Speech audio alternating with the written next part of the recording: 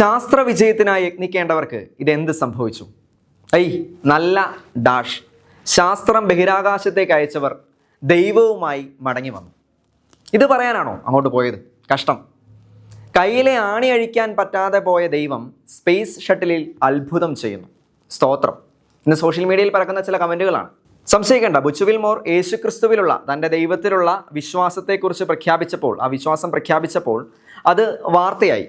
പിന്നീടുണ്ടായ പ്രതികരണങ്ങളാണിവ. ഞാൻ സൂചിപ്പിച്ച പല കമൻറ്റുകളും ഇതിലും മോശമായാണ് പരാമർശിച്ചിരിക്കുന്നത്.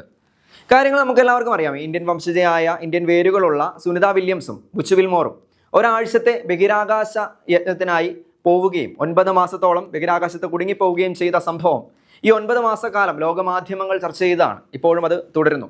2024 ജൂൺ 5 പോയ ഇവർ ക്രിസ്തുമസും അമേരിക്കൻ ഇലക്ഷൻ സമയവും ഒക്കെ ബഹിരാകാശത്തായിരുന്നു ചെലവഴിച്ചത്. എന്തിന്? ഇരുവരുടെയും ബർത്ത്ഡേ, ജന്മദിനം ആ സമയത്ത് പോലും അവിടെയായിരുന്നു അവർ. സെപ്റ്റംബർ 19 ജനിച്ച സുനിത വില്യംസ് തൻ്റെ 59ാമത്തെ വയസ്സിലേക്ക് പ്രവേശിക്കുന്നതും, ഡിസംബർ 29 ജനിച്ച ബാരി വിൽമോർ തൻ്റെ 61ാമത്തെ വയസ്സ് പൂർത്തിയാക്കുന്നതുമൊക്കെ ബഹിരാകാശത്തിരുന്നുകൊണ്ടാണ്. നമുക്ക് വിഷയത്തിലേക്ക് വരാം. മറ്റൊരു കാര്യമുള്ളത്, നമ്മുടെ പ്രായം പോലും കണക്കാക്കുന്നത് നാം വസിക്കുന്ന ഭൂമിയെയും ഭൂമി സൂര്യനെ എത്ര തവണ ചുറ്റുന്നു എന്ന ആ ഒരു കാൽക്കുലേഷനെയും ഒക്കെ അടിസ്ഥാനപ്പെടുത്തി ആയതുകൊണ്ട് ഈ പ്രായക്കണക്കിന് ബഹിരാകാശത്ത് ചെലവഴിച്ചവരുടെ ആ ഒരു പ്രായവുമായി എന്ത് ബന്ധം എന്നുള്ളത് ഒരു ചോദ്യമാണ്, മറ്റൊരു തലമാണ്. തൽക്കാലം നമുക്കിപ്പോൾ ഈ പ്രതികരണത്തിലേക്ക് വരാം. ഏറ്റവും അധികം കമൻറ്റുകൾ ഇട്ടത് ഈശ്വരവിശ്വാസമില്ലാത്ത ആളുകളാണെന്ന് പലതും വായിക്കുമ്പോൾ തന്നെ നമുക്ക് മനസ്സിലാവും. ഈ പ്രതികരണങ്ങളുടെയൊക്കെ പ്രധാന കാരണം ശാസ്ത്രത്തെയും ദൈവവിശ്വാസത്തെയും 2 തലത്തിൽ കണ്ടേ പറ്റൂ എന്ന ചിന്ത നിലനിൽക്കുന്നതുകൊണ്ടാണ്.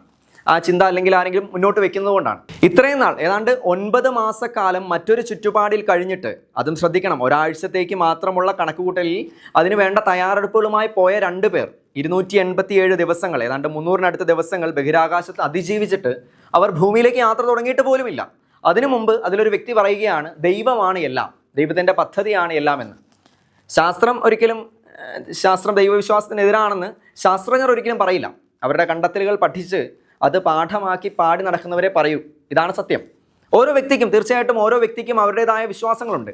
ദൈവത്തിൽ വിശ്വസിക്കണോ വേണ്ടയോ എന്നുള്ളത് അയാളുടെ മാത്രം ചോയ്സാണ്. എന്നാൽ അതിന് ശാസ്ത്രത്തെ കൂട്ടുപിടിക്കുമ്പോഴാണ്, അവിടെയാണ് കുഴപ്പം. അഗ്നിയും ജലവും അവിടെ നിന്റെ മുമ്പിൽ വെച്ചിരിക്കുന്നു, ഇഷ്ടമുള്ളതെടുക്കാം.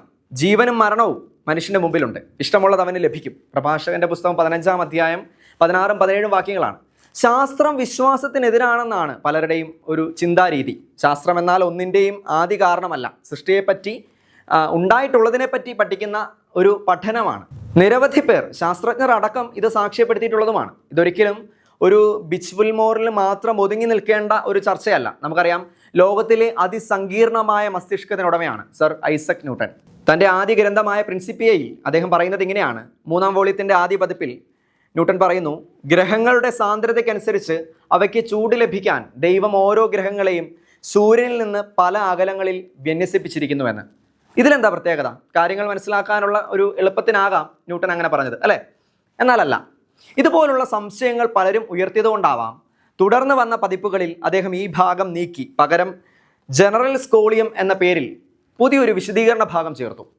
അതിസങ്കീർണമായ മസ്തിഷ്കത്തിനുടമയായ ന്യൂട്ടൺ പറയുന്നു, സൂര്യനും ഗ്രഹങ്ങളും ധൂമകേതുകളും അടങ്ങുന്ന ഈ മനോഹര സംവിധാനത്തിന് അതിശക്തനും വിവേകിയുമായ ഒരുവന്റെ കീഴിൽ മാത്രമേ നിലനിൽപ്പുള്ളൂ. അതുപോലെ തന്നെ മറ്റ് പല നക്ഷത്രങ്ങളും ഇത്തരം അനേകം സംവിധാനങ്ങളുടെ കേന്ദ്രമാണെന്നിരിക്കെ അവയെല്ലാം നിയന്ത്രിക്കുന്നവൻ ഏകനായിരിക്കണം എന്നതാണ് അതിൻ്റെ യഥാർത്ഥ യുക്തി. ദൈവത്തെക്കുറിച്ചുള്ള ന്യൂട്ടൻ്റെ എഴുത്ത് അവിടെ തീരുന്നില്ല. ന്യൂട്ടൻ തുടരുന്നു, നക്ഷത്രങ്ങളിൽ നിന്നുള്ള പ്രകാശ വികിരണവും സൂര്യനിൽ നിന്നുള്ള പ്രകാശ പ്രസരണവും ഒരുപോലെ ആവുകയും ആ പ്രകാശമെല്ലാം ഒരു സംവിധാനത്തിൽ നിന്ന് മറ്റൊരു സംവിധാനത്തിലേക്ക് ഒരുപോലെ സഞ്ചരിക്കുകയും ഒപ്പം ഗോളങ്ങളെയെല്ലാം ഒരു നിശ്ചിത അളവിൽ സ്ഥാപിക്കുകയും അവയ്ക്കിടയിൽ ഗുരുത്വബലം നിലനിൽക്കുകയും ചെയ്യുന്നതിനാൽ പ്രപഞ്ചത്തിലെ എല്ലായിടത്തും ഒരു ഏക നിയമമാണെന്ന് മനസ്സിലാക്കാം. അതുകൊണ്ട് തന്നെ ഈ നിയമങ്ങൾ സൃഷ്ടിച്ചവനും ഏകനായിരിക്കണം. ഇത്രയേറെ കണ്ടുപിടുത്തങ്ങൾ ലോകത്തിന് സമ്മാനിച്ച ന്യൂട്ടന് ഏകസത്യ ദൈവത്തെപ്പറ്റി പറഞ്ഞ് കൊതി തീരുന്നില്ല.